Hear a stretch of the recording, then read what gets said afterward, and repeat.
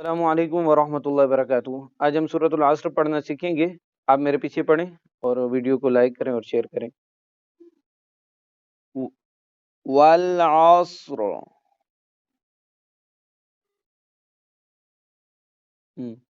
را کے اوپر سکون صحیح طرح سے کریں۔ والعصر، اور را یہاں پر پر ہوگی، موٹی ہوگی، کیونکہ را سے پہلے والا حرف ساکن ہے اور اس سے پہلے جو حرف عین ہے اس پر زبر ہے۔ آگے دیکھیں، ان الانسان،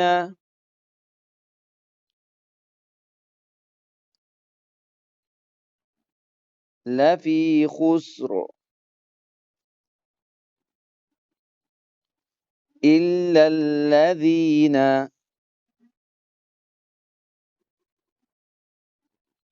آمنوا وعملوا الصالحات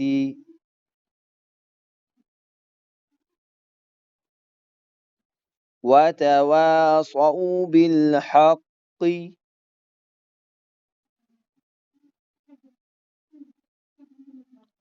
وتواصوا بالصبر۔